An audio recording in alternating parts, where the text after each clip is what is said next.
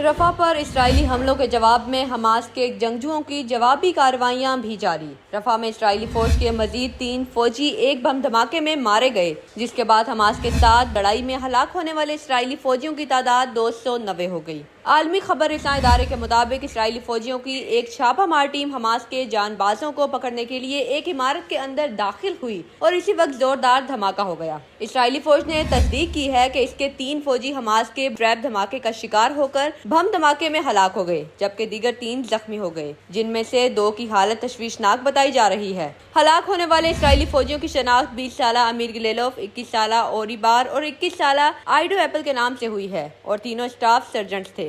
دوسری جانب نہتے فلسطینیوں پر اسرائیل کے وحشیانہ حملے جاری ہیں۔ رفح میں مہاجر کیمپ پر اسرائیل کے ایک اور حملے میں 21 فلسطینی شہید ہو گئے۔ عرب میڈیا کے مطابق رفح کے علاقے میں اسرائیلی ٹینکوں نے فلسطینی پناہ گزینوں کے کیمپوں کو روند ڈالا، جس کے نتیجے میں 13 خواتین سمیت 21 فلسطینی شہید اور متعدد زخمی ہو گئے۔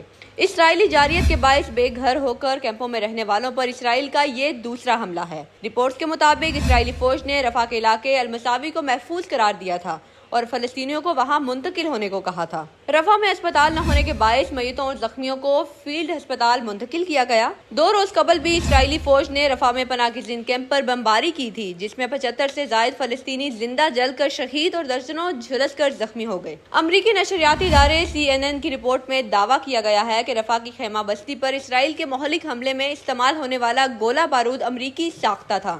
CNN نے رفح حملے پر ایک خصوصی رپورٹ تیار کی ہے، جس میں کویت پیس کیمپ نمبر 1 کی تباہی کے بعد کے مناظر دکھائے گئے ہیں۔ CNN کی رپورٹ کے مطابق خیمہ بستی کے داخلی راستے پر بم اور بارود کے نشانوں کی ویڈیو کا تجزیہ کر کے دھماکہ خیز ہتھیاروں کے 4 ماہرین نے بتایا کہ یہ گولہ بارود دراصل امریکی ساختہ چھوٹے قطرے JBU-39 بم تھے۔ دھماکہ خیز ہتھیاروں کے ماہر کرس کوب اسمتھ نے CNN کو بتایا کہ یہ بوئنگ کے ذریعے تیار کیا گیا ایک اعلیٰ جنگی ہتھیار ہے، جسے اسٹریٹجک کے طور پر اہم اہداف پر حملہ کرنے کے لیے ڈیزائن کیا گیا تھا۔ کرس کوب اسمتھ نے، جو برطانوی فوج کے ایک سابق آرٹلری افسر ہیں، انہوں نے بتایا کہ امریکی ساختہ ان ہتھیاروں سے نقصان کم سے کم ہوتا ہے، لیکن اسرائیل نے اس کا استعمال گنجان آباد علاقے میں کیا، اس لیے زیادہ نقصان ہوا۔ امریکی فوج دھماکہ خیز آرڈیننس ڈسپوزل ٹیم کے ایک اور سابق سینئر رکن ٹریور بال نے گولہ بارود کے ٹکڑوں کا معائنہ کر کے تصدیق کی ہے کہ یہ JBU-39 بم ہی ہے جسے امریکہ میں تیار کیا جاتا ہے۔ انہوں نے مزید بتایا کہ اس میں وارہیڈ کا حصہ الگ ہوتا ہے، جبکہ اس کے گائیڈنس اور ونگ سلیکشن دیگر جنگی ہتھیاروں کے مقابلے میں انتہائی منفرد ہیں۔ ٹریور بال کے بقول ہتھیاروں کے گائیڈنس اور ونگ سیکشن اکثر گولہ بارود کے پھٹنے کے بعد بھی باقی رہ جاتے ہیں۔ فوجی ہتھیاروں کے سابق امریکی فوجی ٹریور بال نے رفح کی خیمہ بستی پر استعمال ہونے والے اسلحے کے معائنے سے یہ نتیجہ بھی اخذ کیا کہ JBU-39 کا ایک متغیر ہے جسے فوکس لیتھیلٹی ایمونیشن۔ امریکی ماہر ٹریور بال کے بقول گولہ بارود کی باقیات پر سیریل نمبر بھی کیلیفورنیا میں مقیم JU-39 پرزوں کے مینوفیکچرر سے مماثل تھے،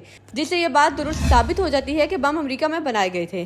دھماکہ خیز ہتھیاروں کے 2 دیگر ماہرین رچرڈ ویئر، جو ہیومن رائٹس واچ کے بحران اور تنازعات کے سینئر محقق ہیں، جبکہ دوسرے کرس لنکن جونیئر، جو سابق برطانوی فوجی ہیں اور ٹاپ خانے کے افسر ہونے کے ساتھ ساتھ ہتھیاروں اور ہدف سازی کے ماہر تھے۔ ان دونوں ماہرین نے بھی رفح میں استعمال ہونے والے اسلحے کے ٹکڑوں کا معائنہ کر کے نشاندہی کی کہ وہ امریکی تیار کردہ JBU-39 بم ہے۔ تاہم اس رپورٹ کے دعوے کے برعکس گزشتہ روز کی پریس بریفنگ میں پینٹاگون کی ڈپٹی پریس سیکرٹری سیبرینا سنگھ نے رفح حملے میں استعمال ہونے والے ہتھیاروں کے بارے میں پوچھے جانے پر صحافیوں کو بتایا کہ انہیں معلوم نہیں کہ اس فضائی حملے میں کس قسم کا گولہ بارود استعمال کیا گیا تھا۔